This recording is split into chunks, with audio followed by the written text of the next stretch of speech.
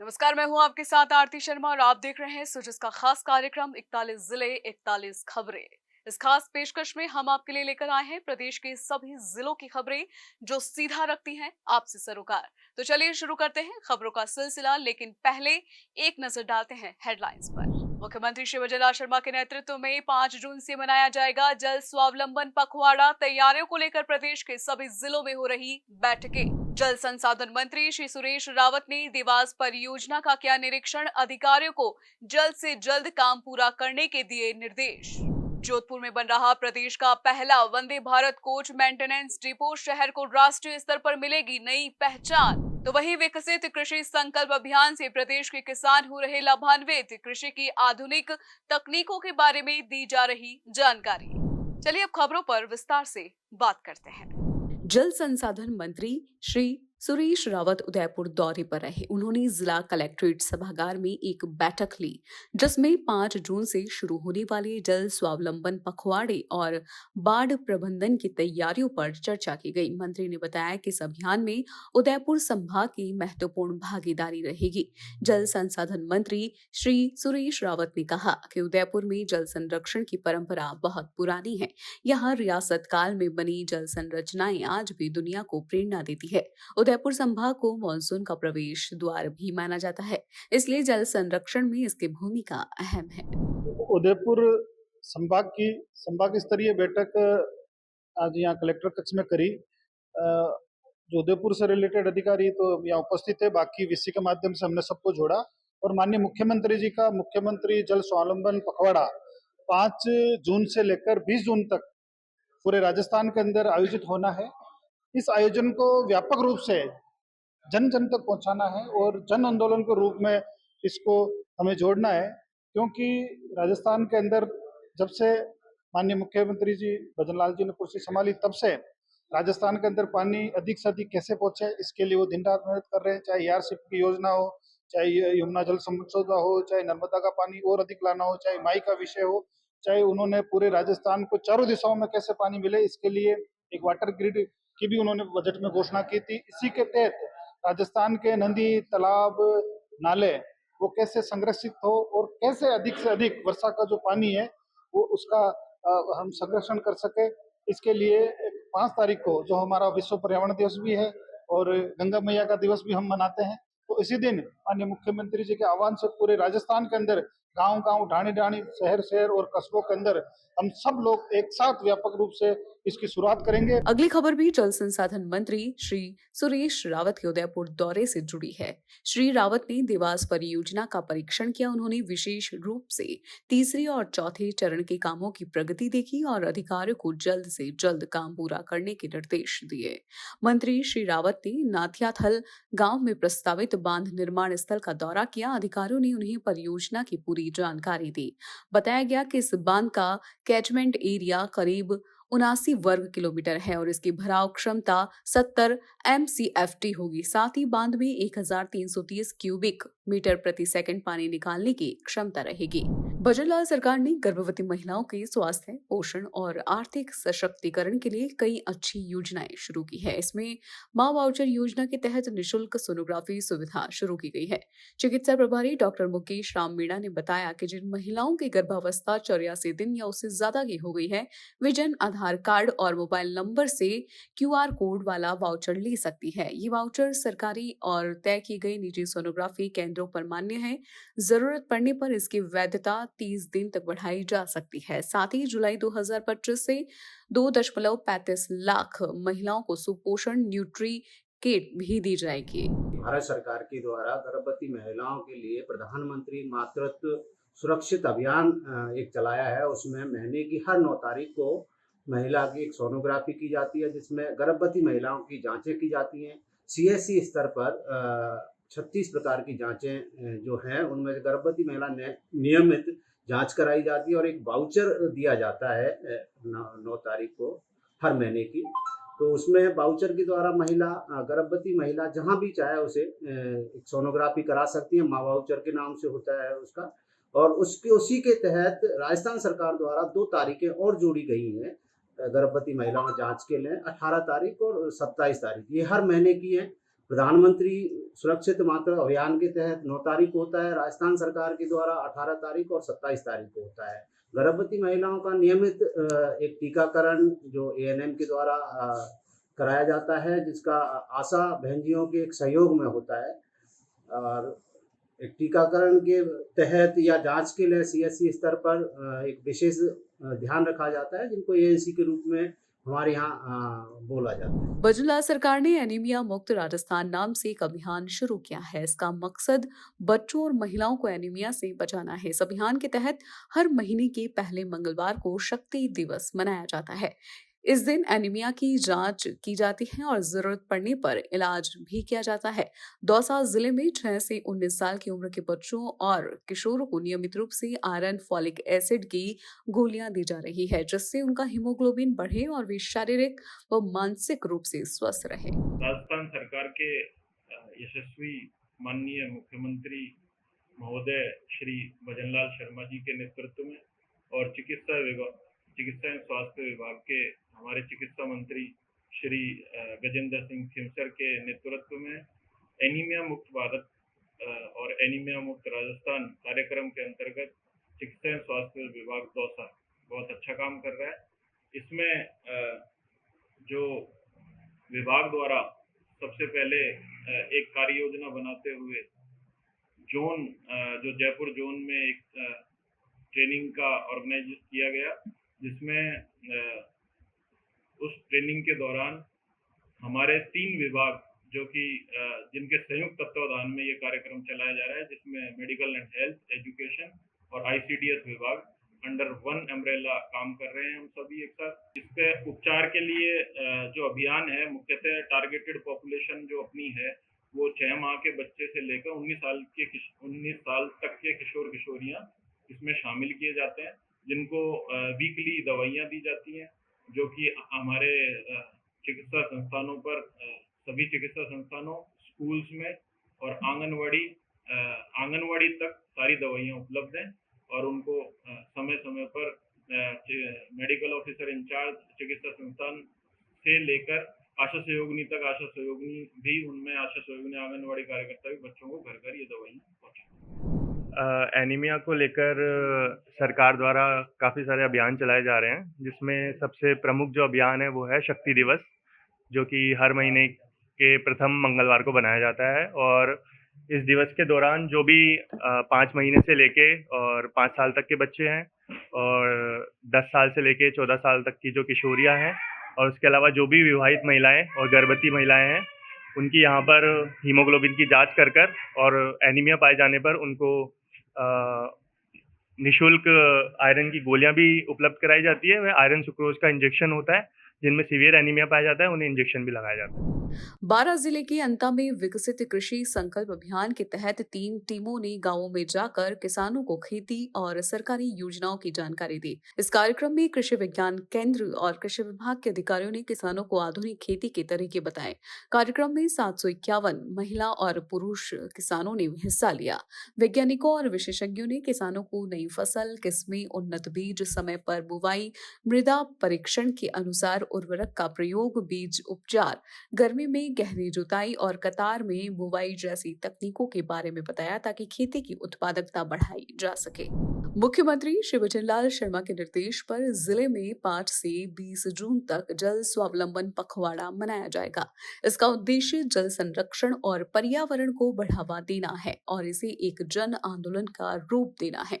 इस अभियान की शुरुआत 5 जून को गंगा दशमी और विश्व पर्यावरण दिवस के मौके पर की जाएगी। इसको लेकर जिला कलेक्टर श्री अवधेश मीना ने वीडियो कॉन्फ्रेंसिंग के जरिए एक अहम बैठक की।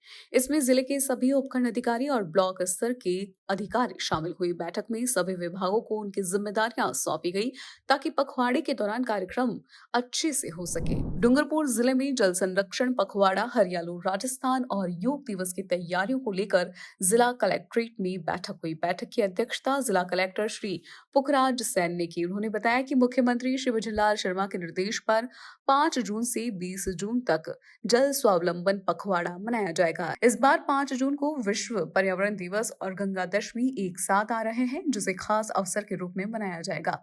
इस दौरान गांव और शहरों में जल स्रोतों, नदियों और तालाबों की सफाई, पूजा, कलश यात्रा और जागरूकता अभियान चलाए जाएंगे। साथ ही नई जल संरचनाओं का शुभारंभ और तैयार संरचनाओं का उद्घाटन भी किया जाएगा। जोधपुर में राज्य का पहला Vande Bharat coach maintenance depot बन रहा है। ये डिपो भगत की कोठी रेलवे स्टेशन के पास 167 करोड़ रुपए की लागत से तैयार किया जा रहा है। रेलवे इस डिपो का निर्माण इस साल के अंत तक पूरा करने की कोशिश कर रहा है। डिपो में 600 मीटर लंबा क्षेत्र होगा, जिसमें 3 फीट लाइनें बनाई जाएंगी। ये डिपो जोधपुर को भारतीय रेलवे में एक नई और बड़ी पहचान देगा। यहाँ वंदे भारत सुपरफास्ट ट्रेनों की देखभाल और मरम्मत की जाएगी, जिससे ट्रेनों की सेवा और बेहतर होगी। ट्रेन की सेफ्टी, सिक्योरिटी, उसकी मेंटेनेंस, पीरियोडिकल उसकी जो जांच होती है उसका प्रश्न उठता है। क्योंकि सेमी हाई स्पीड ट्रेन है, हाईली टेक्नोलॉजी ओरिएंटेड ट्रेन है, इसलिए ऐसा निर्णय लिया गया है कि पूरे देश में अलग अलग हिस्सों में 5 मुख्य डिपो बनाए जाएंगे, जिसको वंदे भारत मेंटेनेंस डिपो का नाम दिया गया है। देश के 5 प्रमुख स्थलों में एक शहर जोधपुर को भी चुना गया है और जोधपुर में भगत की कोठी जो स्टेशन है उसके पास वंदे भारत के मेंटेनेंस डिपो का कार्य काफी प्रगति के तौर पर है और ये देश का पहला मेंटेनेंस डिपो बनने जा रहा है। भगत की कोठी में जो कार्य दिया गया है वो लगभग 167 करोड़ का है, जिसके फाउंडेशन का कार्य कंप्लीट हो चुका है और ऐसी उम्मीद हम कर रहे हैं कि दिसंबर तक ये मेंटेनेंस डिपो रेडी हो जाएगा। एक बार ये मेंटेनेंस डिपो रेडी होगा तो इसमें पूरे देश की वंदे भारत ट्रेनों का मेंटेनेंस किया जा सकेगा। प्रधानमंत्री श्री नरेंद्र मोदी की मंशा के अनुसार उप मुख्यमंत्री दिया कुमारी ने शेखावाटी की हवेलियों के संरक्षण के लिए बायलॉज में परिवर्तन के निर्देश दिए हैं। शेखावाटी के लोगों ने इस निर्णय का स्वागत किया है। लक्ष्मणगढ़ के लोगों ने प्रधानमंत्री श्री नरेंद्र मोदी व उप मुख्यमंत्री दिया कुमारी का आभार व्यक्त करते हुए बताया कि शेखावाटी क्षेत्र के लक्ष्मणगढ़ कस्बे में भित्ति चित्रों और नक्काशी से सजी विशाल व आलीशान हवेलियां स्थापित हैं, जो पर्यटकों को बढ़ावा देती है। लेकिन लक्ष्मणगढ़ में भूमाफिया ऐतिहासिक हवेलियों को खुद बुर्द कर रहे हैं, इसलिए इन पर नकेल कसकर शेखावाटी की ऐतिहासिक और नक्काशी से सजी हवेलियों का संरक्षण होना चाहिए। उप मुख्यमंत्री श्रीमती दिया कुमारी जी ने शेखावाटी अंचल के विभिन्न कस्बों में एक मीटिंग, हवेलियों के लिए एक मीटिंग ली है, जिसमें माननीय प्रधानमंत्री जी की इच्छा के अनुरूप राजस्थान की जो धरोहर है उनको संरक्षण के लिए, जो प्राचीन हवेलियां है उनको बचाने के लिए एक रोड मैप तैयार किया जा रहा है। इस प्रयास की मैं सराहना करता हूं और माननीय उप मुख्यमंत्री जी से निवेदन करना चाहूँगा कि राजस्थान के शेखावाटी में जो हवेलियाँ है, सीकर, लक्ष्मणगढ़, फतेहपुर, रामगढ़, मंडावा, चूरू, जहाँ पे भी स्थित है, इनको संरक्षित किया जाए।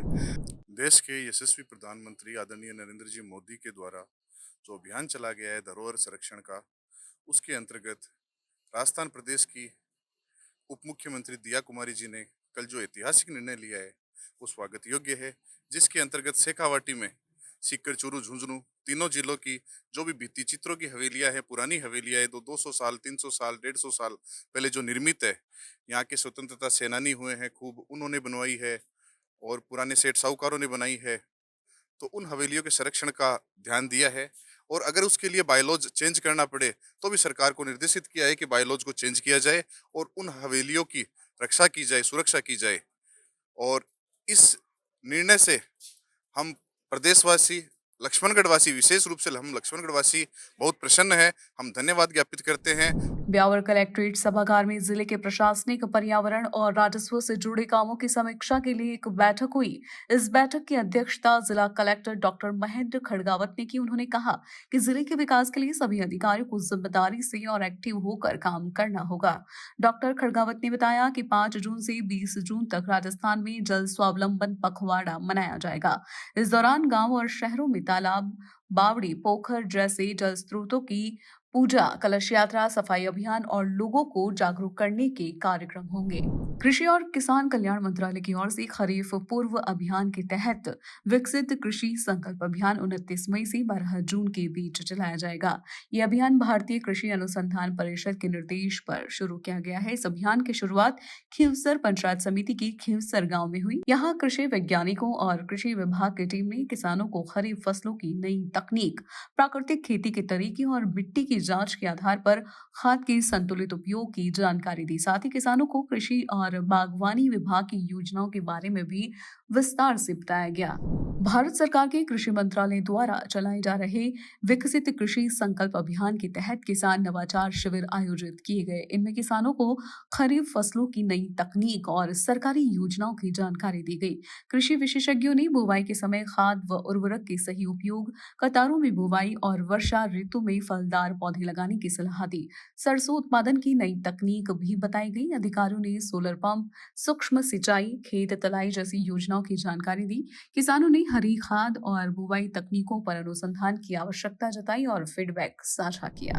नदबई पंचायत समिति सभागार में एक जनसंवाद कार्यक्रम आयोजित किया गया, जिसमें प्रदेश सरकार की जीरो टॉलरेंस नीति की जानकारी दी गई। कार्यक्रम में भरतपुर एसीबी के एडिशनल एसपी श्री अमित सिंह ने लोगों से अपील की कि अगर उन्हें किसी भी तरह का भ्रष्टाचार नजर आए तो वे टोल फ्री नंबर 1064 पर शिकायत दर्ज करें और प्रशासन का सहयोग करें।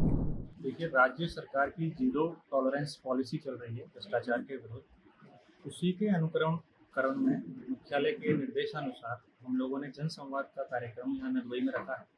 इसका उद्देश्य लोगों को एसीबी के उद्देश्य एवं कार्यप्रणाली से अवगत कराना है, जिसके बाबत हमने आज यहाँ पर मीटिंग रखी है और लोगों से एक आह्वान किया है कि इस मुहिम में हमारे से जुड़ें और जो शिकायतें हैं, हमारी हेल्पलाइन है 10 उस पर भी दर्ज करा सकते हैं, नहीं तो कार्यालय आके भरतपुर हमें दे सकते हैं, जिस पर कार्रवाई की जाएगी। राजस्थान सरकार के उपभोक्ता मामले विभाग और भारतीय मानक ब्यूरो नोएडा की संयुक्त सहयोग से भरतपुर कलेक्ट्रेट में उपभोक्ता हित में मानकीकरण विषय पर संभाग स्तरीय कार्यशाला आयोजित हुई।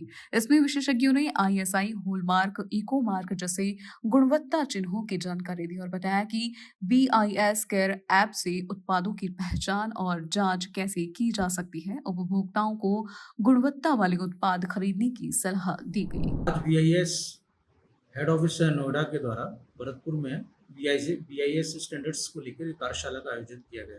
इस कार्यशाला में जिले के उपभोक्ताओं से जुड़े हुए NGOs, पेट्रोल पंप्स के प्रतिनिधि, LPG गैस फेडरेशन के प्रतिनिधि, सराफा संघ और अन्य गणमान्य व्यक्ति, उपभोक्ता आदि इस कार्यशाला में उपस्थित हुए। इसमें BIS के अधिकारियों द्वारा BIS के स्टैंडर्ड्स, BIS ऐप, इसकी जानकारी दी गई एवं लोगों को BIS स्टैंडर्ड्स के प्रति जागरूक करते हुए BIS ऐप एवं हॉलमार्क इसका प्रयोग करने के संबंध में जानकारी दी गई। मुख्यमंत्री श्री भजनलाल शर्मा चाहते हैं कि सरकारी अस्पतालों में मरीजों को निजी अस्पतालों से भी बेहतर और निशुल्क इलाज मिले। इसी उद्देश्य से चिकित्सा विभाग ने एक विशेष टीम बनाई है जो पूरे राजस्थान के अस्पतालों का निरीक्षण कर रही है। ये टीम हाल ही में धौलपुर पहुंची और मेडिकल कॉलेज, जिला अस्पताल और मातृ शिशु केंद्र का दौरा किया। टीम ने मरीजों से इलाज, दवाइयां, सफाई और सुविधाओं के बारे में जानकारी ली। अस्पतालों के लैब, हॉस्टल, ऑपरेशन थिएटर और आपातकालीन सेवाएं भी देखी गई। निरीक्षण की रिपोर्ट सरकार को दी जाएगी ताकि सुधार हो सके। ये पहल स्वस्थ राजस्थान योजना के तहत की जा रही है, जिससे स्वास्थ्य सेवाएं और बेहतर बन सके। अपने साथी टीम के साथ हॉस्पिटल एडमिनिस्ट्रेटर श्री साकेत जोशी जी और दिनेश जी अपने मैनेजमेंट, कंस्ट्रक्शन मैनेजमेंट के साथ आए हैं। हमने आज यहाँ धौलपुर मेडिकल कॉलेज और हॉस्पिटल की व्यवस्था देख रहे हैं। जिसमें हॉस्पिटल की व्यवस्था देखी हमने, जैसे भवन परिसर में सामान्य भवन परिसर में कंस्ट्रक्शन के रिलेटेड काम और वार्ड्स में चद्दरों की व्यवस्था, वार्ड्स में पर्दों की और साफ सफाई की व्यवस्था माननीय मुख्यमंत्री महोदय और माननीय चिकित्सा मंत्री महोदय और हमारे शासन सचिव महोदय ने ये एक सभी जिलों में, हमारे राजस्थान के 29 जिलों में पूरी टीम भेजी है, जिसमें उनको हॉस्पिटल में जो भी व्यवस्थाएं हैं मरीजों के लिए, मरीजों के साथ इलाज के लिए जो व्यवस्था है, उन सब के लिए ऑपरेशन थिएटर, IPD, OPD की व्यवस्था देखने के लिए टीम गठित की है। लेबर रूम वगैरह हम सब की व्यवस्थाएं देखी है। जिसमें जो भी थोड़ी बहुत कमियां थी, यहाँ काफी नया कंस्ट्रक्शन है धौलपुर में, और जो भी थोड़ी बहुत कमियां थी वो हमने पीएमओ साहब को और प्रिंसिपल साहब को बताई हैं।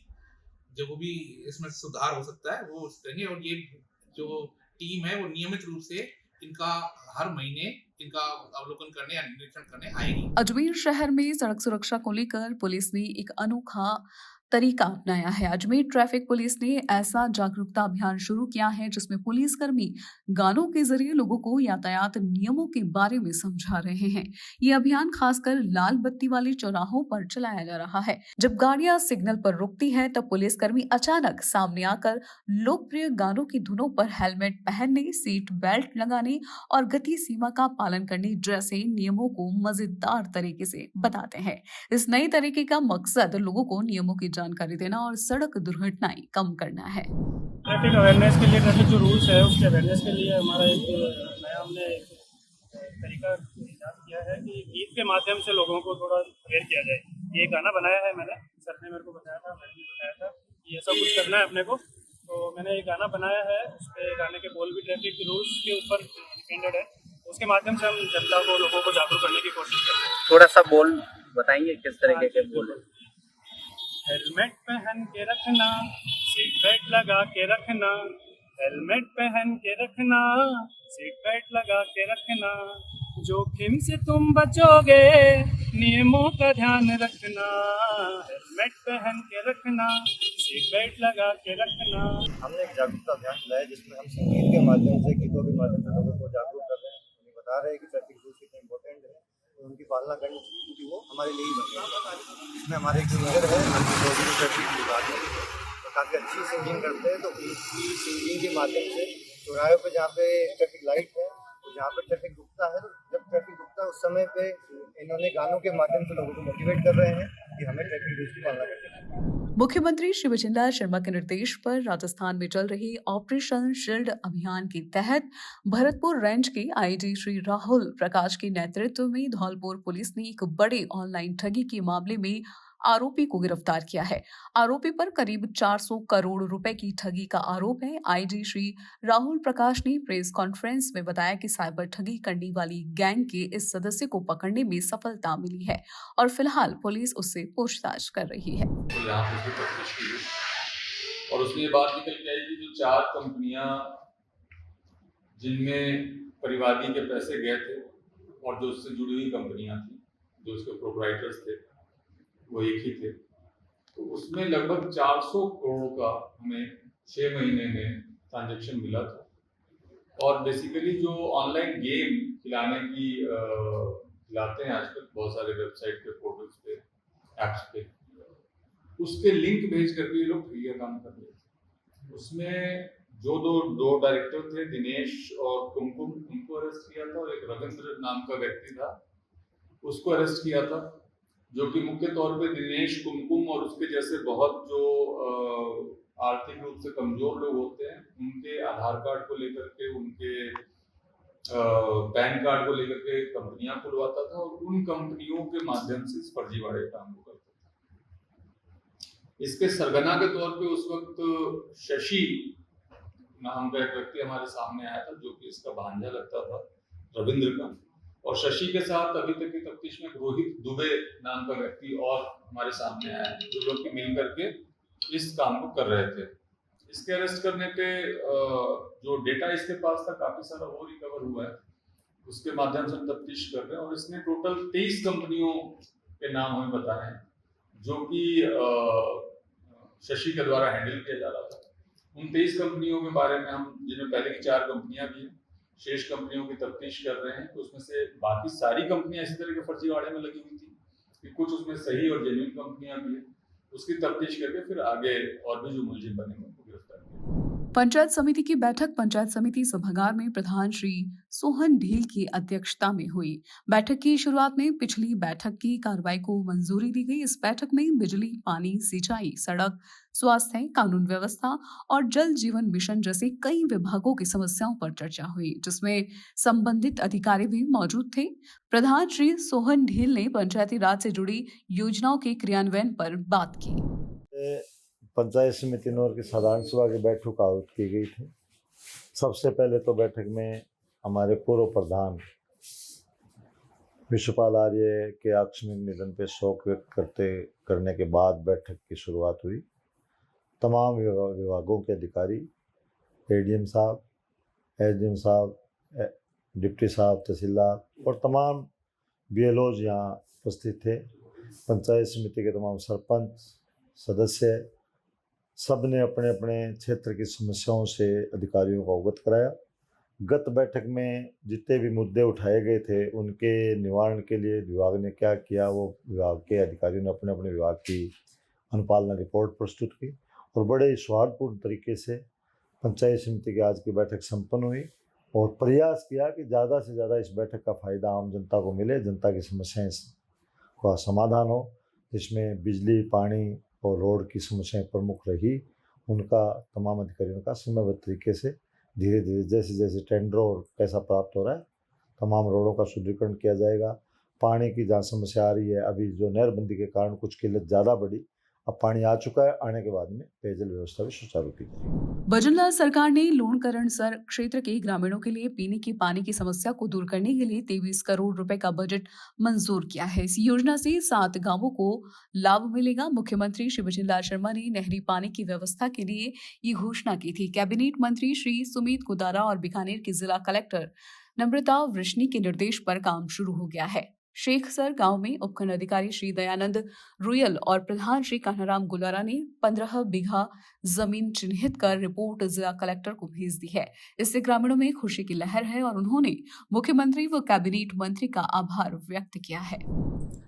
माननीय मुख्यमंत्री महोदय ने लूणकरणसर क्षेत्र के 7 गांवों को नहरी क्षेत्र पेयजल में 23 करोड़ रुपए देने की घोषणा की है, जिसके लिए माननीय मंत्री महोदय और कलेक्टर साहब के निर्देश थे कि तत्काल भूमि आवंटन के प्रस्ताव भेजो। तो जनप्रतिनिधियों के साथ और संबंधित विभाग पीएचडी के साथ हमने शेखसर में 15 बीघा जमीन चिन्हित करके प्रस्ताव श्रीमान जिला कलेक्टर महोदय बीकानेर को भिजवा दी गई है। इसमें जो 23 करोड़ रुपए माननीय मुख्यमंत्री महोदय ने घोषणा की, उसमें 7 जो गाँव है, राजासर, कर्णेसर, खोडाला, ढाणी पांडुसर, अमरपुरा, धीरदान, मुनापरसर और शेखसर, इन 7 गांवों में जो पेयजल की जो समस्या है वो स्थायी रूप से हल होगी। डीडवाना में उमंग 5 अभियान को सफल बनाने और बाल श्रम, बंधुआ मजदूरी और मानव तस्करी जैसी सामाजिक बुराइयों को रोकने के लिए एक बैठक हुई। ये बैठक एसपी श्री हनुमान प्रसाद मीणा की अध्यक्षता में पुलिस अधीक्षक कार्यालय में आयोजित की गई। बैठक में पुलिस और अन्य विभागों के अधिकारियों ने मिलकर इन समस्याओं को खत्म करने की साझा रणनीति पर चर्चा की। उमंग 5 अभियान के जरिए राज्य सरकार और पुलिस विभाग मिलकर बच्चों का बचपन लौटाने और सामाजिक कुरीतियों को रोकने के लिए एक सराहनीय कदम उठा रहे हैं।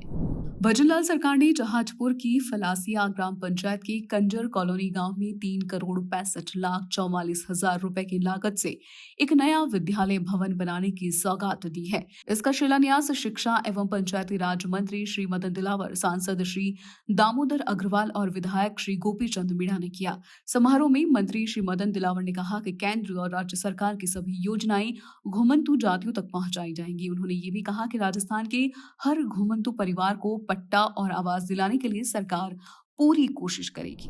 जिला कलेक्टर श्री जसमीत सिंह संधू की अध्यक्षता में जिला कलेक्ट्रेट में राजस्व अधिकारियों की मासिक बैठक हुई। बैठक में लंबित मामलों के निपटारे और जन सेवाओं की स्थिति पर चर्चा हुई। साथ ही मानसून से पहले की तैयारियों पर भी ध्यान दिया गया। कलेक्टर ने अधिकारियों को नालों की सफाई, बिजली पानी की व्यवस्था सुधारने, मौसमी बीमारियों की रोकथाम और राजस्व मामलों को जल्दी हल करने के निर्देश दिए। इसके अलावा संपर्क पोर्टल, भूमि रूपांतरण, पीएम किसान योजना, भूमि आवंटन जैसे विषयों की प्रगति की समीक्षा कर जरूरी दिशा निर्देश भी दिए गए। अजमेर दक्षिण की विधायक श्रीमती अनीता भदील ने वार्ड नंबर 48 में करोड़ों रुपए के विकास कार्यों की शुरुआत की। इसमें नानकी भवन से एस्केप चैनल तक और मेयो कॉलेज से नानकी भवन तक आरसीसी नालों का निर्माण किया जाएगा। इन दोनों नालों पर कुल 6 करोड़ 18,11,000 रुपए खर्च होंगे और लगभग 1.5 किलोमीटर क्षेत्र में काम होगा। विधायक ने कहा कि इस इलाके में जल भराव की समस्या के कारण रास्ते बंद हो जाते हैं क्योंकि ये निचला क्षेत्र है। अब इन नालों के बनने से पानी की निकासी आसान होगी। आज वार्ड नंबर 48 में जो पानी की भरने की समस्या थी, उस समस्या का स्थायी समाधान हमने खोज लिया है और लगभग 1.5 किलोमीटर की लंबाई में नए नाले का निर्माण कार्य का शिलान्यास आज हमने किया है।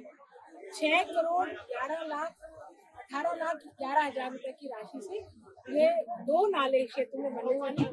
तो एक नाला हमारा नानकी भवन के सामने से एस्केप चैनल में जाने वाला है, दूसरा नाला सुनहरी कॉलोनी से एस्केप चैनल में जाने वाला है। तो जो पानी का दबाव होता था और पानी अधिक मात्रा में आता था, वो पानी 2 जगह बट जाएगा। तो बटने से एक तो पानी जल्दी से निकल जाएगा, तो पानी भरेगा नहीं, और दूसरा पानी की जो रफ्तार है वो रफ्तार भी धीमी हो जाएगी। धीमी होने के कारण से पानी जल्दी से उतर जाएगा, तो पानी भरने की समस्या नहीं रहेगी। तो मुझे लगता है कि पहली बार इस क्षेत्र में जो स्थायी समाधान हमने निकाला उसका काम अब शीघ्र ही प्रारंभ होने वाला है, और आने वाले समय में हमारी जो जनता है उसको ये समस्या का से समाधान मिल जाएगा। ये समस्या आगे उनको नहीं झेलनी पड़ेगी। कामा नगर पालिका ने सफाई व्यवस्था में बड़ा सुधार किया है और स्वच्छ भारत मिशन का सपना साकार होता दिख रहा है। नगर पालिका अधिशासी अधिकारी श्री नटवर लाल बसवाल ने बताया कि अब कामा शहर सफाई के मामले में एक मिसाल बनता नजर आ रहा है। नगर पालिका ने कचरा नियमित रूप से उठाने, सड़कों और नालियों की सफाई के लिए आधुनिक मशीनें और ज्यादा कर्मचारी लगाए हैं। साथ ही लोगों को जागरूक करने के लिए अभियान भी चलाया जा रहा है। श्री बसवाल ने कहा कि उनकी टीम दिन रात मेहनत कर रही है ताकि कामा शहर को स्वच्छ और सुंदर बनाया जा सके। उनका लक्ष्य है कि कामा राज्य का सबसे साफ शहर बने। निकायों का गठन मूल रूप से इसलिए किया गया था कि शहर की सफाई व्यवस्था, रोशनी व्यवस्था ये सुदृढ़ हो सके। किसी भी निकाय शहर की सफाई व्यवस्था में सबसे महत्वपूर्ण योगदान आमजन का होता है। आमजन की ये दायित्व है कि नगर पालिका द्वारा जो ऑटो टिप्पर जो डोर टू डोर कचरा लेने के लिए आता है उस पर नियमित रूप से उसी में ही डालें एवं अपना कचरा डस्टबिन अपने घर में रखें। आजकल क्या है कि दो डस्टबिन रखें, ग्रीन भी रखें, अपना हरा नीला जो भी डस्टबिन है उसमें निर्धारित कचरा जिसका है उसमें पटके और नगर पालिका को पर आने पर उसमें डालें, जिससे क्या है कचरा अन्यथा इधर उधर नहीं जाए, नगर पालिका को सहूलियत रहे, आमजन की भी क्या कहते साफ सुथरा अपना शहर रहे, उसके लिए जिम्मेदारी बनती है।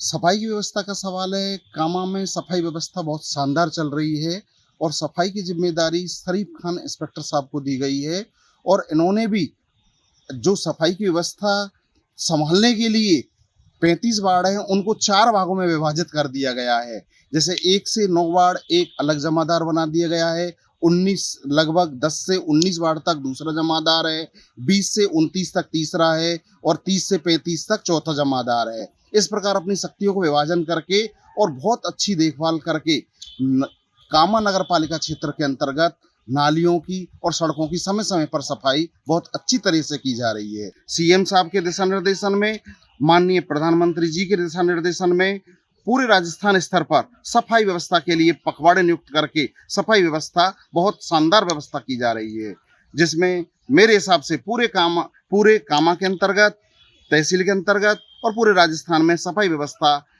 उच्च स्तर की चल रही है। तो सर कामा में 35 वार्ड है और नगर पालिका द्वारा बढ़िया अच्छी सफाई हो रही है और यहाँ पे जो भजनलाल सरकार, नौक्सम चौधरी जी काफ़ी अच्छा ध्यान दे रही है सफाई की तरफ और जो 15 अपने वाहन हैं सारे वार्ड बाई वार्ड चल रहे हैं, सारी बढ़िया व्यवस्था है साफ सफाई की। ये सफाई का कार्य कितने बजे से कितने बजे तक चलता है आपका? सुबह 6 से 2 चलता है, सुबह 6 बजे से 2। कितने कर्मचारी हैं लगभग? कर्मचारी हैं 150 के करीब। राजस्थान सरकार आम जनता को बेहतर सुविधाएं देने के लिए लगातार काम कर रही है। छबड़ा विधायक श्री प्रताप सिंह सिंघवी ने बताया कि क्षेत्र में करीब 10 करोड़ रुपए की लागत से सड़कों और पुलों का निर्माण कराया जाएगा। इन कार्यों की निविदाएं लग चुकी हैं और प्रक्रिया पूरी होते ही निर्माण जल्द शुरू कर दिया जाएगा। इससे क्षेत्र के लोगों को यात्रा में होने वाली परेशानियों से राहत मिलेगी। झुंझुनू के समसपुर में मेडिकल कॉलेज तक 60 फुट चौड़ी 2 लेन सड़क के निर्माण का काम शुरू होने वाला है। झुंझुनू के उपखंड अधिकारी ने बताया कि लगभग 4 किलोमीटर लंबी सड़क के लिए 2.54 हेक्टेयर जमीन ली जाएगी। इस जमीन पर बने घर इमारतों का भी सर्वे कर लिया गया है और उनके मालिकों को मुआवजा दिया जाएगा। पीडब्ल्यूडी के अधिकारी श्री शंकर लाल ने बताया कि पंचदेव मंदिर के पास मुख्य सड़क से मेडिकल कॉलेज तक और समसपुर बाईपास रोड के लिए 6 करोड़ रुपए का बजट मिला है। जमीन लेने का काम खत्म होने के बाद सड़क का निर्माण कार्य शुरू होगा। झुंझुनू मेडिकल कॉलेज के लिए अपना 3 नंबर रोड पे जो प्राइवेट बस स्टैंड है उससे लेकर के मेडिकल कॉलेज तक कुल 4 किलोमीटर दूरी की सड़क बननी है, जिसकी चौड़ाई मौके पर 60 फीट होगी। इसमें टोटल 2.54 हेक्टेयर भूमि आबाद की जानी है। टोटल खसरे इसमें 58 हैं, जो 48 खसरे झुंझुनू में है और 10 खसरे इसमें समसपुर में है। इसमें जो भी काश्तकार आ रहे हैं उन सबको चिन्हित किया जा चुका है। टोटल 234 काश्तकारों की भूमि आबाद की जानी है। भूमि की डीएलसी ले ली गई है। अब मौके पर जिन जिन लोगों के स्ट्रक्चर्स बनने हैं उन स्ट्रक्चर्स का सर्वे किया जा रहा है। जैसे ही वो रिपोर्ट आ जाएगी तो इस कार्यालय से अवार्ड जारी हो जाएंगे। अवार्ड जारी होने के बाद में संबंधित काश्तकार अपने बैंक डिटेल्स और अपने आधार, इसके अलावा जमाबंदी, ये सारे डॉक्यूमेंट जैसे हमारे पास में जमा करेगा हम उनको मुआवजा वितरण का कार्य कर देंगे। झुंझुनू में NH 11 से मेडिकल कॉलेज रोड 3 किलोमीटर की स्वीकृति है। 6 करोड़ रुपए की स्वीकृति हमें प्राप्त हुई है, जिसमें भूमि आपत्ति की कार्रवाई चल रही है। सेक्शन 19 तक की कार्रवाई पूर्ण हो चुकी है। अब इसमें अवार्ड जारी होना है, जिसकी कार्रवाई SDM महोदय झुंझुनू के पास चल रही है। हमने मौके पर जो भी काश्तकार थे 60 फीट चौड़ाई की रोड को चिन्हित कर दिया है और इसमें जो भी स्ट्रक्चर आ रहे हैं उनका हम एस्टिमेट बना रहे हैं। दोनों मिला के जमीन की कॉस्ट प्लस स्ट्रक्चर्स की कॉस्ट दोनों का हम मुआवजा उनको जारी करवा के और फिर रोड बनाने की कार्रवाई चालू करें। रोड का 60 फीट 2 लेन रोड बनेगी। 2 लेन का मतलब 7 मीटर और दोनों तरफ 1.5 मीटर की पटड़ी। टोटल 60 फीट हम एक्वायर कर रहे हैं, जिससे मेडिकल कॉलेज को अच्छी रोड मिलेगी। आहोर विधानसभा क्षेत्र में रोडला भूती कवला सड़क के डामरीकरण कार्य की शुरुआत हो गई है। इस सड़क निर्माण का भूमि पूजन और शिलान्यास आहोर के विधायक श्री छगन सिंह राजपुरोहित की मौजूदगी में हुआ। विधायक श्री छगन सिंह राजपुरोहित ने अपने संबोधन में कहा कि मुख्यमंत्री श्री भजनलाल शर्मा ने आहोर क्षेत्र में विकास की गंगा बहा दी है। अलवर ग्रामीण विधानसभा क्षेत्र की उमरेण पंचायत समिति के पलखड़ी गाँव में विकसित कृषि संकल्प अभियान के तहत किसानों के साथ सीधा संवाद कार्यक्रम आयोजित किया गया। इस कार्यक्रम में बड़ी संख्या में किसान शामिल हुए। कार्यक्रम में किसानों को केंद्र और राज्य सरकार की योजनाओं के बारे में जानकारी दी गई, जिससे उनकी आमदनी बढ़ाई जा सके। साथ ही उन्हें नई तकनीकों से खेती करने के तरीके भी बताए गए। अधिकारियों ने बताया कि अब खरीफ की फसलों का समय आ रहा है। किसानों को सलाह दी गई कि वे वैज्ञानिक तरीके से खेती करें और फसलों में लगने वाले रोगों को पहचान कर समय पर उनका समाधान करें। मुख्यमंत्री श्री भजनलाल शर्मा के निर्देश पर विधायक भी सरकारी दफ्तरों और संस्थानों की स्थिति की जांच कर रहे हैं। इसी कड़ी में रामगढ़ विधानसभा क्षेत्र के विधायक श्री सुखवंत सिंह ने अलावड़ा कस्बे के CHC का अचानक निरीक्षण किया। निरीक्षण के दौरान उन्होंने CHC प्रभारी डॉक्टर के नटवरिया को सफाई व्यवस्था तुरंत सुधारने के निर्देश दिए। जिला प्रशासन और चिकित्सा एवं स्वास्थ्य विभाग ने मिलकर सिलिकोसिस बीमारी की रोकथाम, पहचान और इलाज के लिए एक जागरूकता अभियान शुरू किया है। इस अभियान के तहत श्रमिकों को जानकारी देने और उनकी जांच के लिए खास स्वास्थ्य शिविर लगाए जा रहे हैं।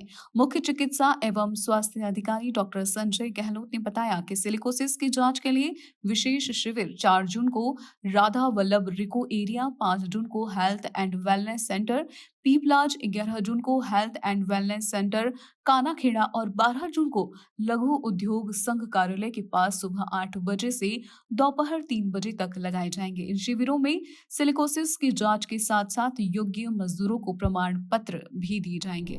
देवी अहिल्याबाई होलकर के 300वें जन्मोत्सव के अवसर पर मुख्यमंत्री श्री भजनलाल शर्मा के निर्देश पर राजस्थान के सभी जिला मुख्यालयों पर कार्यक्रम आयोजित किए गए। इसकी शुरुआत जिला कलेक्टर ने देवी अहिल्याबाई होलकर की प्रतिमा के सामने दीप जलाकर की। इस कार्यक्रम में देवी अहिल्याबाई के महिला सशक्तिकरण, शिक्षा, जागरूकता और महिलाओं को उनके अधिकार दिलाने के लिए किए गए कार्यों को याद किया गया और उन्हें श्रद्धांजलि दी गई। पोखरण के प्राथमिक स्वास्थ्य केंद्र रामदेवरा में प्रधानमंत्री टीबी मुक्त भारत अभियान के तहत टीबी की जांच के लिए नई मशीन लगाई गई है। ये मशीन राजस्थान के मुख्यमंत्री श्री भजनलाल शर्मा और चिकित्सा मंत्री श्री गजेंद्र सिंह खिवसर के निर्देश पर लगाई गई है। ब्लॉक मुख्य चिकित्सा अधिकारी डॉक्टर जसवंत सिंह ने बताया कि अब रामदेवरा और आसपास के गांवों के लोगों को, खासकर जो टीबी के मरीज हो सकते हैं, इस सुविधा का अब फायदा उठा सकेंगे। मुख्यमंत्री श्री भजनलाल शर्मा के निर्देश पर जन स्वास्थ्य अभियांत्रिकी विभाग पेयजल की निर्बाध आपूर्ति के लिए लगातार प्रयास कर रहा है। विभाग ने अवैध जल कनेक्शन हटाने का अभियान चलाया, जिससे पानी की सप्लाई में सुधार हुआ है। लुणी विधानसभा क्षेत्र में इस अभियान के बाद कई गांवों में रोजाना पानी मिलने लगा है। कूड़ी होज से जो पानी सप्लाई होती है अब वो नियमित हो गई है, जिससे गांवों के कई वार्डों में पेयजल सप्लाई में सुधार हुआ है। मुख्यमंत्री श्री भजनलाल शर्मा के निर्देश पर पशुपालन विभाग ने बाड़मेर और बालोतरा में अस्थायी पशुधन निरीक्षक भर्ती शुरू की है। बाड़मेर में 70 और बालोतरा में 50 पदों पर भर्ती होगी। ये भर्ती पूरी पारदर्शिता से हो रही है। चयनित निरीक्षक को 26,200 रुपए मासिक मिलेंगे और वे पशु चिकित्सालयों में काम करेंगे। इन निरीक्षकों का मुख्य काम ग्रामीण इलाकों में पशुओं का इलाज और दवाइयां देना होगा, जिससे पशुपालकों को फायदा होगा। इस भर्ती से बेरोजगारी कम होगी और पशुपालन को बढ़ावा मिलेगा। भर्ती प्रक्रिया में राजस्थान के कई अभ्यर्थी भाग ले रहे हैं। राज्य सरकार की तरफ से आवश्यक अस्थायी आधार पर यूटीबी अर्जेंट टेम्परेरी बेसिस पे LSI पशुधन निरीक्षकों की ये भर्ती है, जिसमें बाड़मेर के जिले के लिए 70 पद है और बालोतरा जिले के लिए 50 पद है। उनके लिए इच्छुक है जो आज आवेदन यहाँ किए जा रहे हैं टाउन हॉल बाड़मेर में। ये एक नियत पारिश्रमिक होगा इनका 26,200 रुपये पे। ये हमारे उपकेंद्र और पशु चिकित्सालयों में पशुधन निरीक्षक के पद पे कार्य करेंगे। इसके लिए हमने विभागीय अधिकारी कर्मचारियों को लगाकर बाड़मेर जिले के लिए 24 टेबल और बालोतरा जिले के लिए 16 टेबल की अरेंजमेंट की टीम बना के। मुख्यमंत्री श्री भजनलाल शर्मा ने राजस्थान में उद्योगों को बढ़ावा देने के लिए 3 नई नीतियों की शुरुआत की है। ये नीतियां हैं डेटा सेंटर नीति, लॉजिस्टिक नीति और वस्त्र एवं परिधान नीति। इन नीतियों से राज्य में निवेश बढ़ेगा और नई नौकरी के अवसर बनेंगे। इन नीतियों के तहत स्टाम्प ड्यूटी, बिजली शुल्क और जमीन की रूपांतरण शुल्क पर 100% छूट मिलेगी। इसके अलावा कई अन्य शुल्कों पर 50% तक पैसा वापस मिलेगा। इससे उद्योगों को बहुत मदद मिलेगी और राजस्थान निवेशकों के लिए एक पसंदीदा जगह बनेगा। मुख्यमंत्री भजनलाल शर्मा ने जो 3 नई पॉलिसियों की विधिवत रूप से घोषणा की है, उसमें उद्योगों के लिए 100% पॉलिसी जो जारी की है, उसमें इलेक्ट्रिसिटी, स्टाम्प ड्यूटी और रूपांतरण में और 50% छूट पुनर्भरण के लिए। इसमें इतनी पॉलिसियां गवर्नमेंट ने हमारे उद्योगों के लिए इतनी अच्छी योजनाएं लागू की हैं। मैं राजस्थान सरकार के मुख्यमंत्री को बारंबार धन्यवाद देना चाहता हूं और राजस्थान सरकार इसी तरह उद्योगों के लिए जो काम कर रही है वो बहुत अच्छा है। भरतपुर के लाडले श्री भजनलाल शर्मा जी मुख्यमंत्री राजस्थान सरकार ने उद्योगों के लिए जो आज विशेष तरीका की छूट जो प्रदान की है, जो घोषणाएं की हैं, उसमें ज्यादातर जो प्रावधान रखा गया है, जो नए उद्योग स्थापित होने उनके लिए अलग अलग तरह की जो है उन्होंने कैटेगरीज बनाई हैं, जिसमें कई कैटेगरीजों में तो स्टाम्प ड्यूटी पर 100% की छूट दी गई है। अपन जो व्यापार करते हैं उसमें जब अपन रूपांतरण करना चाहते हैं भूमि का, उसमें उन्होंने छूट प्रदान की गई है। और जो औद्योगिक क्षेत्र एरिया हैं जिनमें डेवलपमेंट कम हो पा रहे थे, उनको भी देकर उन्होंने नई घोषणा जारी की है। और जो अपन पैसा लगाते हैं, बैंक से लोन लेते हैं, उसका भी उन्होंने सब्सिडी का प्रावधान रखा है। इससे क्या होगा कि जो छोटे उद्योग लगाने वाले जो लोग हैं उनको भी राहत मिलेगी। प्रधानमंत्री श्री नरेंद्र मोदी और मुख्यमंत्री श्री भजनलाल शर्मा के नेतृत्व में खरीफ पूर्व अभियान के तहत विकसित कृषि संकल्प अभियान चलाया जा रहा है। ये अभियान 29 मई से 12 जून 2025 तक संगरिया विधानसभा क्षेत्र के गांवों में आयोजित हो रहा है। इसमें कृषि, उद्यान, पशुपालन, मत्स्य पालन और डेयरी विभाग के अधिकारी किसानों को नई तकनीक, मृदा स्वास्थ्य कार्ड, उर्वरक उपयोग और प्राकृतिक खेती की जानकारी दे रहे हैं। किसानों से फीडबैक लेकर भविष्य के लिए बेहतर योजना बनाई जाएगी। जिला कलेक्टर श्री कानाराम ने सभी विभागों को ज्यादा से ज्यादा किसानों तक पहुंचने का निर्देश दिया है। भारत सरकार और राज्य सरकार मिलकर के 29 मई से लेकर के 12 जून तक विकसित भारत संकल्प अभियान का आयोजन किया जा रहा है। ये पूरे भारत देश में किया जा रहा है। इसके तहत प्रत्येक दिन 3 गांवों को कवर किया जाएगा, जिसमें हनुमानगढ़ जिले में जो समय रखा गया है वो सुबह 7 से 9 बजे पहला गाँव, 9:30 से 11:30 बजे दूसरा गाँव और शाम को 5 से 7 बजे तक तीसरे गाँव में हमें जाना है, जिसमें लगभग 200 से 250 किसान प्रतिदिन हमें एक गांव में मिल रहे हैं और उनसे हम अपने जो टेक्नोलॉजीज लैब टू लैंड है वो हम उनको दे रहे हैं और उनसे जो है हम लगातार फीडबैक ले रहे हैं। इसके तहत किसानों को नवाचार और उन सब के बारे में जानने का मौका मिल रहा है और वो विभाग की योजनाओं से भी लाभान्वित किस तरीके से हो सकते हैं उन्हें बताया जा रहा है। इसके तहत मेनली केवीके जो भारत सरकार के साइंटिस्ट हैं वो इसमें अपनी जानकारी साझा कर रहे हैं। साथ ही साथ कृषि विभाग एवं उद्यानिकी विभाग के जो हमारे अधिकारीगण हैं वो भी इसमें हिस्सा लेकर के उन्हें ज्यादा से ज्यादा जानकारी दे रहे हैं ताकि वो अपनी किस तरीके से अपनी आमदनी को बढ़ावा दे सकते हैं और अधिक से अधिक मुनाफा कमा सकते हैं। और नैनो ड्रोन जो दिया हुआ है इससे 100 रुपये पर बीघा तक खर्चा आता है। ये ड्रोन है, ये टेम्पू है, ईवी है चार्जिंग वाला, 3 किलोवाट का जनरेटर है। ये मात्र 1 लाख रुपए के उन्होंने सिर्फ इसकी सिक्योरिटी ली है और ये इसकी लागत कम से कम 15 लाख रुपए है। जब भारत सरकार इतना कुछ कर रही है तो किसानों को भी इसमें आगे आके उनका साथ देना चाहिए, खेतों में इसका अच्छे तरीके से उपयोग करना चाहिए। दूसरे फार्मर हैं उनको भी बताना चाहिए इसके बारे में। नैनो यूरिया और नैनो DAP है, ये बिल्कुल बारीक ड्रम से स्प्रे करवाते हैं तो बिल्कुल बारीक फोक की तरह बन के पौधों के ऊपर बिल्कुल है वो असर करती है। अपना कुछ भी चीज़ है वो वेस्ट नहीं जाता है। हमारे गाँव में विकसित कृषि संकल्प अभियान के तहत कैंप का आयोजन किया गया जिसमें कृषि विभाग के अधिकारी, केवीके के वैज्ञानिक, कृषि विज्ञान केंद्र संघीय से साइंटिस्ट हमारे गांव के अंदर आए। उन्होंने किसानों को उन्नत कृषि के बारे में जानकारी दी। उन्होंने मिट्टी के बारे में, मिट्टी जांच के बारे में और मुर्गी पालन, पशुपालन और विभिन्न प्रकार के जो किसानों को जो परेशानियां आती हैं उनके बारे में विस्तारपूर्वक जानकारी दी गई और फसलों पे जो बीमारी आती है उनकी रोकथाम हेतु दवाइयों के बारे में, उपचार के बारे में बताया गया। भजनलाल सरकार प्रदेश को नशा और तंबाकू से मुक्त करने के लिए खास कदम उठा रही है। इसी के तहत संगरिया के टिब्बी कस्बे में पुलिस के सहयोग से कार्यक्रम हुआ। थानाधिकारी श्री हंसराज लूणा के नेतृत्व में मनरेगा मजदूरों और लोगों को तंबाकू के बुरे असर के बारे में जानकारी दी गई। पर्यावरण और जल बचाने के लिए उदयपुर जिले में 5 जून से 20 जून तक जल स्वावलंबन पखवाड़ा मनाया जाएगा। इसके लिए जिला कलेक्टर श्री नमित मेहता की अध्यक्षता में एक बैठक हुई। कलेक्टर ने बताया कि अभियान 5 जून को विश्व पर्यावरण दिवस से शुरू होगा।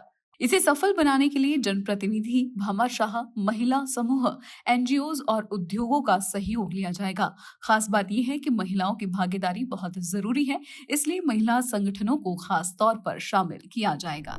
राजस्थान राज्य भारत स्काउट गाइड ने तंबाकू निषेध दिवस मनाया। बच्चों को तंबाकू के नुकसान और स्वस्थ दिनचर्या जैसे ध्यान व योग की जानकारी दी गई। सभी को तंबाकू से दूर रहने की शपथ दिलवाई गई। इस दौरान निबंध लेखन, वाद विवाद और पोस्टर बनाने जैसी प्रतियोगिताएं भी हुई है। कार्यक्रम में कई शिक्षक और स्काउट सदस्य उपस्थित थे, जिसका उद्देश्य बच्चों को तंबाकू से बचाना और स्वस्थ समाज बनाना है।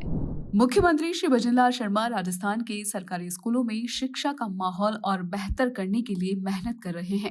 उनका लक्ष्य है कि राज्य का कोई बच्चा पढ़ाई से पीछे न रहे और सरकारी स्कूलों की पढ़ाई निजी स्कूलों से भी बेहतर हो। इसी वजह से राजस्थान में कई खास योजनाएं चलाई गई है, जिनका बच्चे बहुत फायदा उठा रहे हैं। इसका अच्छा परिणाम 10वीं बोर्ड परीक्षा में भी दिखा। धौलपुर जिले में इस बार 10वीं का रिजल्ट 87.75% रहा, जो पिछले साल से बेहतर है। लड़कियों का रिजल्ट लड़कों से बेहतर रहा। प्रवेशिका परीक्षा रिजल्ट भी पिछले साल से 9.41% ज्यादा रहा। 10वीं बोर्ड परीक्षा का परिणाम तो घोषित हो चुका है, जिसमें हमारे जिले में 23,318 बच्चों ने परीक्षाएं दी और 20,461 बच्चे उत्तीर्ण हुए हैं। छात्र 10,833 बच्चों ने परीक्षा दी थी और छात्रा 9,628 छात्राओं ने परीक्षा दी थी, जिनमें छात्रों का परीक्षा परिणाम 87.56 रहा है और छात्राओं का 87.96 रहा है। जिले का जो पूरा परीक्षा परिणाम है वो 87.75 रहा है, जो हमारे लिए बहुत ही सराहनीय कार्य है और इसमें अगले गत सत्रों की अपेक्षा 2.17 की वृद्धि हुई है। बहरोड के महात्मा गांधी स्कूल स्टेडियम में राज्यसभा सांसद डॉक्टर सोनल मानसिंह की सांसद निधि से बनाए गए एक नए आधुनिक हॉल का उद्घाटन शनिवार को किया गया। ये हॉल 20 लाख रुपए की लागत से बना है। उद्घाटन जिला क्रिकेट एसोसिएशन के अध्यक्ष श्री मोहित यादव ने फीता काट कर किया। इस मौके पर मोहित यादव ने कहा कि अब शिक्षक बैठकों का आयोजन ठीक से हो सकेगा और इससे जिससे स्कूल के बच्चों की पढ़ाई में कोई परेशानी नहीं होगी। उन्होंने सांसद डॉक्टर सोनल मानसिंह का धन्यवाद करते हुए कहा कि शिक्षा और खेल के लिए अच्छे संसाधन जरूरी है। ये हॉल उसी दिशा में एक अच्छा कदम है। बड़ी खुशी की बात है कि हमारे सीनियर सेकेंडरी स्कूल के अंदर मल्टीपर्पज़ हॉल का लोकार्पण हुआ है और ये हमारे राज्यसभा सांसद डॉक्टर सोनल जी ने 20 लाख रुपए की राशि देके ये हॉल की निर्माण करवाया था। स्कूल को बहुत डिमांड थी कि यहाँ पर एक मल्टीपर्पज़ हॉल हो, जिससे कि यहाँ पर जो सारी कोचिंग क्लासेस बेसिकली कोचिंग की जाती है बच्चों की या फिर कोई और जो स्कूल की गतिविधियाँ होती हैं उसके अंदर कोई भी कार्य के लिए यहाँ पर वो यूज़ हो सकता है। स्पोर्ट्स के गेम्स होते हैं तो उसके अंदर अगर जो कोचिंग के स्टूडेंट्स हैं जिनको यहाँ पर बताया जाता है कि किस तरह से गेम्स खेलना है, किस तरह से नहीं खेलना है, उसके भी लिए हॉल का यूज़ होगा। और साथ के अंदर जो भी हमारे और यहाँ पर NGOs हैं जो और सामाजिक जो संगठन है वो भी इस हॉल का यूज कर सकते हैं। राजस्थान में 5 जून से 20 जून तक जल स्वावलंबन पखवाड़ा मनाया जाएगा। इसे सफल बनाने के लिए जल संसाधन मंत्री श्री सुरेश सिंह रावत ने अधिकारियों के साथ ऑनलाइन बैठक की। बांसवाड़ा जिले में यह अभियान माही माता मंदिर में पूजा और जल चढ़ाने के साथ शुरू होगा। पंचायत और ब्लॉक स्तर पर नरेगा और पानी से जुड़े कामों का शुभारंभ किया जाएगा। माही, भगोरा और हेरो बांध पर भी कार्यक्रम रखे जाएंगे। मंत्री ने जलाशयों की सफाई, पेड़ लगाना, अतिक्रमण हटाना और लोगों को जागरूक करने के निर्देश दिए। बैठक में कलेक्टर, SP और अन्य अधिकारी शामिल हुए।